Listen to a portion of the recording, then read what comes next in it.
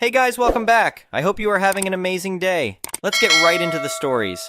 The first one is a pro-revenge story. Some minor details might be a bit off since I have no desire to reopen old wounds. I came out on top, and digging it back up can only tarnish the sweet taste of victory. Let's start by mentioning that I spent around 15 years in the security field. During that time, I worked various security gigs in different locations. The relevant one for this story was my stint at the Rental Housing Tribunal in a major city, essentially acting as a bailiff of sorts. For those unfamiliar, picture a courtroom, in a big city anyway. In smaller towns, it might be a hotel conference room or community center, like you see on TV, but less formal, with an adjudicator instead of a judge. They're functionally the same as judges for landlords and tenants, but definitely not the same thing.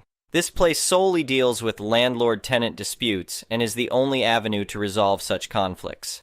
I wasn't technically a bailiff, and it wasn't a court, but those terms give you a decent idea of the situation and my role in it. For around 3 years, I worked at the Rental Housing Tribunal in my early to mid-20s. Being a major metropolitan area, the sheer volume of cases I witnessed was beyond counting. I saw it all. No landlord-tenant horror story can faze me because I've seen every possible scenario play out in excruciating detail. One of my duties was ensuring all parties had copies of any evidence presented. I did a ton of photocopying and always reviewed everything I copied to prevent anything from being cut off or rendered illegible. By the time I left, I probably knew the ins and outs well enough to be an adjudicator myself. Well, obviously not, but I certainly don't need a lawyer if I ever have to go there again. I also had an intimate understanding of how the system worked beyond just the rules. For instance, adjudicators would always give a little more leeway to self-represented parties over those with lawyers, or how pissed off they'd get when someone spoke out of turn. Seriously, don't do that. Fast forward several years.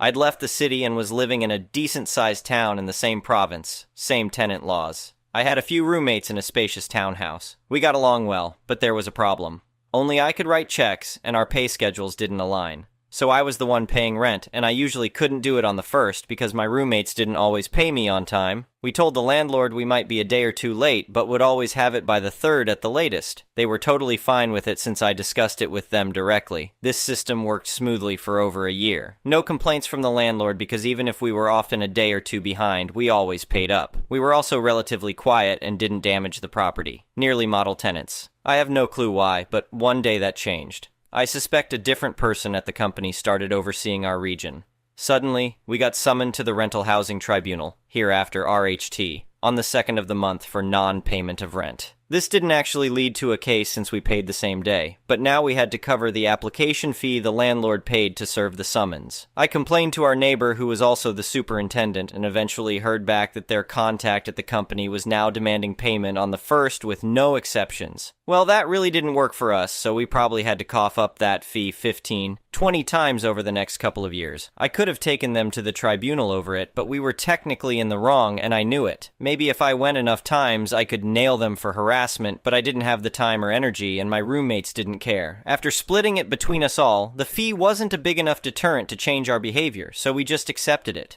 If that was the only issue, there wouldn't be much of a story, though. Around the same time, the rent leniency disappeared, so did mandatory maintenance. I'm not going to list everything that went wrong and didn't get fixed. You'll get a decent idea by the end. We suffered through it. We were all working too many hours at crappy pay to actually do anything about it. We adapted, but after around 2 years, it all fell apart. Everyone but me moved out for various reasons within a 4-month period. I'm not going into any details about my former roommates because things kind of exploded for a few different reasons beyond this situation. No need to dredge any of that up. I had been saving up for a while and was able to quit my job without immediately needing another, so I suddenly had a lot of free time. I didn't want to stay and pay the full rent myself or find new roommates I could tolerate. And with my experience at the RHT, I knew I had the landlord by the balls. So I went for them. I stopped paying rent. Annoyingly, I didn't get a summons the first month, but I did the second. So I went to the hearing, armed with a meticulously documented mountain of evidence detailing the landlord's failure to maintain the property and entering without proper notice. I had a copy for the landlord and the adjudicator. I knew from experience that technically you're supposed to provide the other party with evidence before the tribunal, but I also knew about that leeway adjudicators give to self-represented parties. So I didn't give the landlord the evidence until our case was called, a 100% total ambush. What is the meaning of this? The landlord's lawyer sputtered, furious at the surprise evidence dump. The adjudicator just waved him off. Simmer down, Mr. Evans. While unorthodox, Mr. Harris is within his rights as a self-represented tenant. I'll allow it. They argued they were ambushed, but the adjudicator just dismissed the case, gave me a mild dressing down, and told me to file my own summons as I should have done.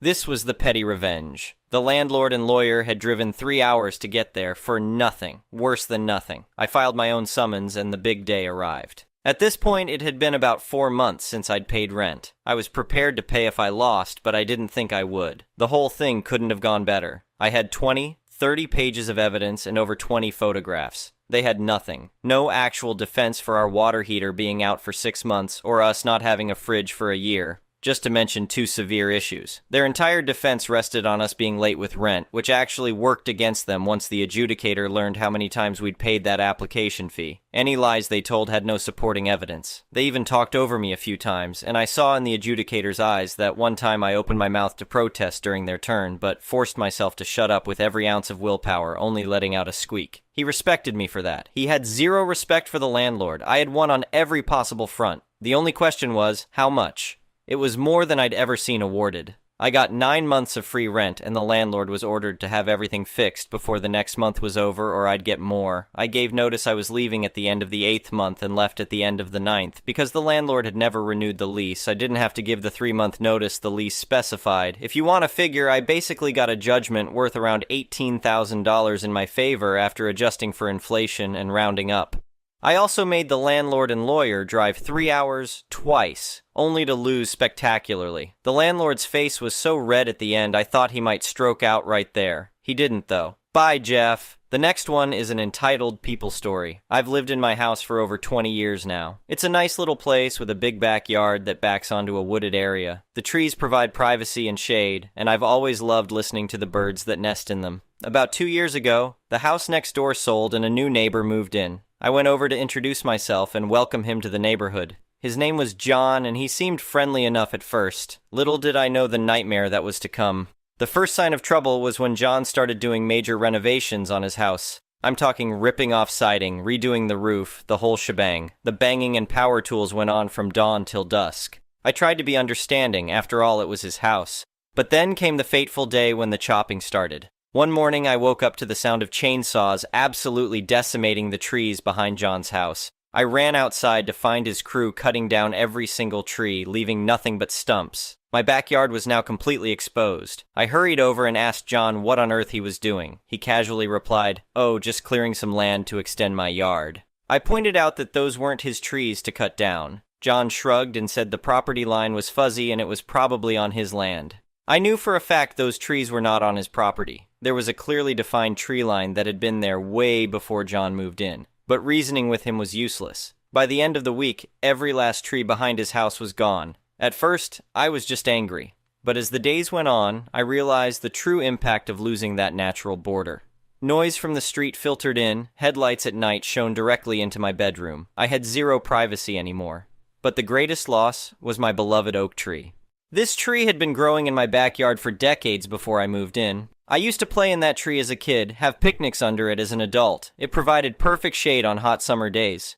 Losing it would be like losing a piece of myself, and now its days were numbered. With no protection, it was completely exposed. Leaves were drying out, branches dying. Every day I watched helplessly as it withered away. I tried approaching John one more time, begging him to at least leave my oak tree alone. Again, he dismissed me, saying he was allowed to improve his property however he wanted. I even offered to pay to have some new trees planted as a buffer, but John refused. It was perfectly clear I would get no cooperation from my stubborn, tree-hating neighbor. So I got myself a lawyer and took John to court for illegally destroying my tree. In court, John continued to insist the trees had been on his property, but I provided photos and surveys clearly delineating the property line, which he had crossed. I also shared just how much that oak tree meant to me and the damage John had caused by leaving it exposed. The judge listened patiently, examined the evidence, and then ruled completely in my favor. Not only did he order John to pay for removal of the now dead oak, but also to replace it with a mature tree of comparable size. Additionally, he was ordered to plant new trees along the property line he had improperly cleared, trees that would take years to grow to their previous majesty. But at least it was a start to regaining some privacy. John was furious at the verdict. As we left the courtroom, he got right in my face and shouted that he would chop down every single new tree that was planted. I calmly told him that if he so much as touched one, I would drag him right back to court.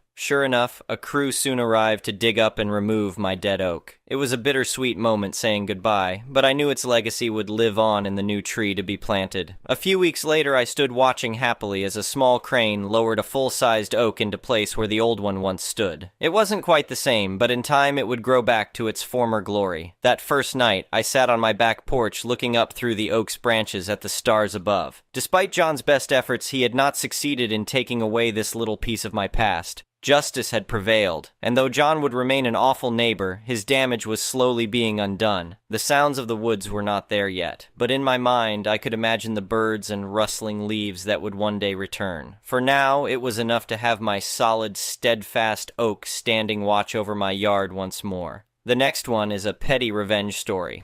I, 23F, recently graduated this past weekend, and my parents came to my city to have dinner with me. When we were talking at dinner, my mom reminded me of a kid I used to attend high school with.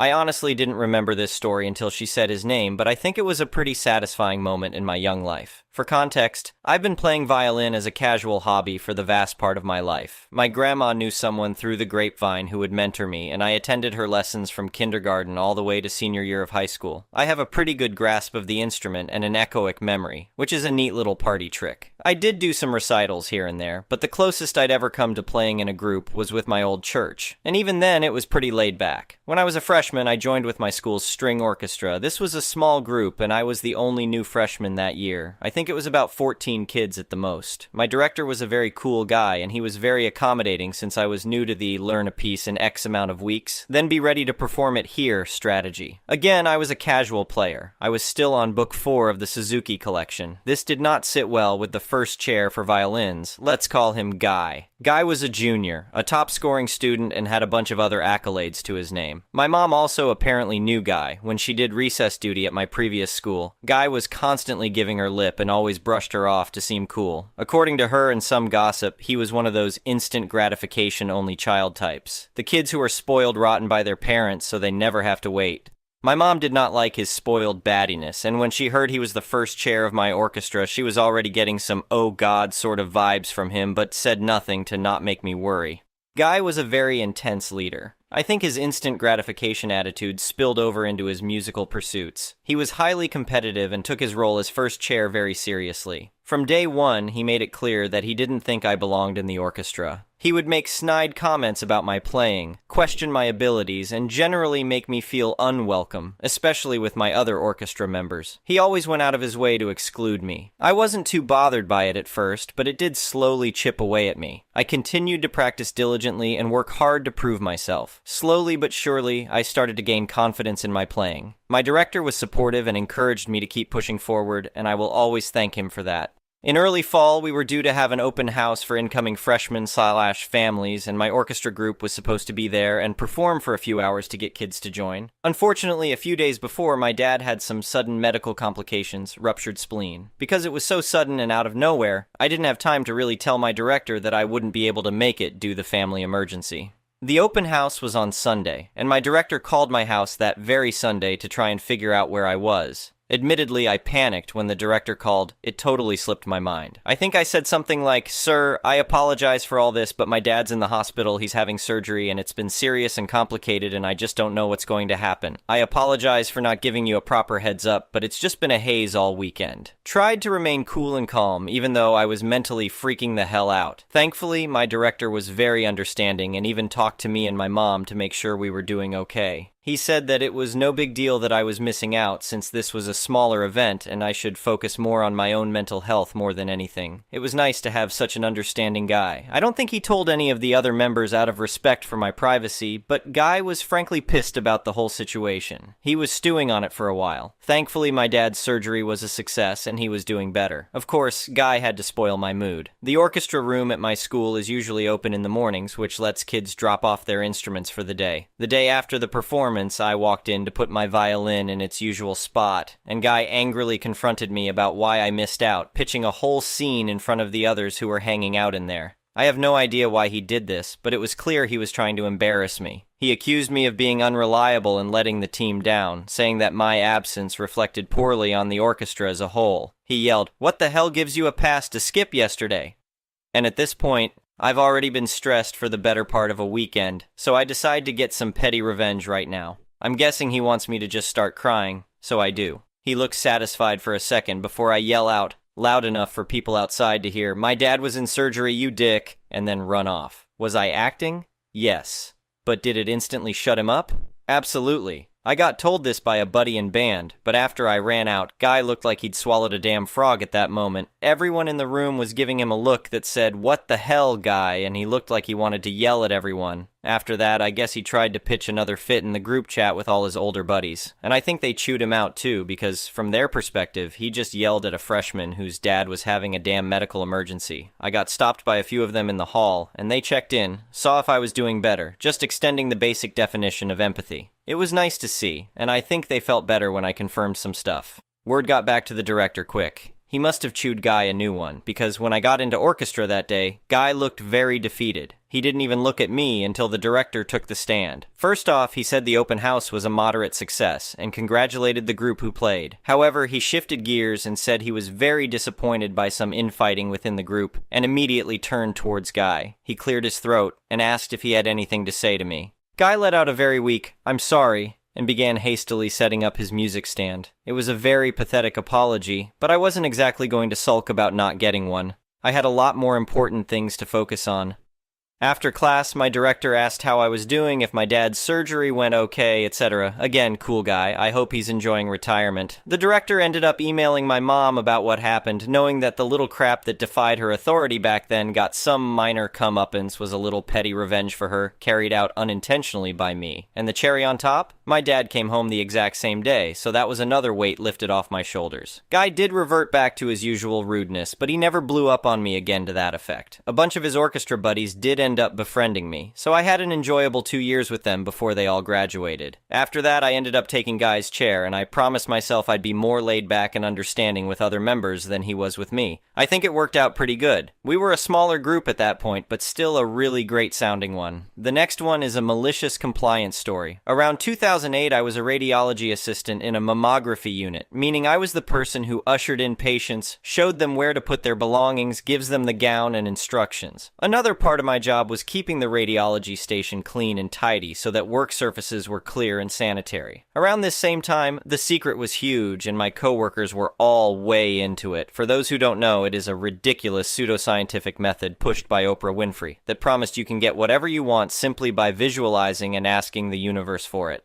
The ugly side of this fairy tale thinking is that if bad things happen to you, it's your fault because you invited it by putting bad energy out into the universe. I found it wildly inappropriate that healthcare professionals believed that breast cancer victims had caused their own cancers through negative thinking. I fought with a few of the radiology techs about it, but I was completely outnumbered, so I tried to just keep my head down, focus on patients, and do my job, which included tidying up their O magazines, secret books, and other secret-related materials so that they would leave strewn all over the counters. Since they all hated me for not being in their secret clique, they decided to hang up on me and go to the managers with complaints about my attitude. I was called out of work into a disciplinary ambush meeting where I explained my side of things. One of the higher-up managers totally agreed with me and defended me. But at the conclusion of the meeting, I was told not to touch anyone else's stuff because there were complaints that I was shoving magazines into the corners and threw away someone's copy of The Secret. I really wish I had, but I actually did not do that. It was a complete lie. So, by complaining about me, my idiotic coworkers effectively took away the part of my job which was cleaning up after them. I was no longer allowed to touch their magazines, so they piled up 2 inches deep on every surface, plus empty bottles and yogurt containers, used napkins, cafeteria trays, popcorn detritus, and all sorts of other trash. The workstation looked like a landfill. They would be absolutely seething about it and glaring at me, but I would sit there reading, happily doing absolutely nothing about it since I wasn't allowed to touch their stuff. Thank you for watching. I would really appreciate it if you could like the video and subscribe to our channel if you haven't already.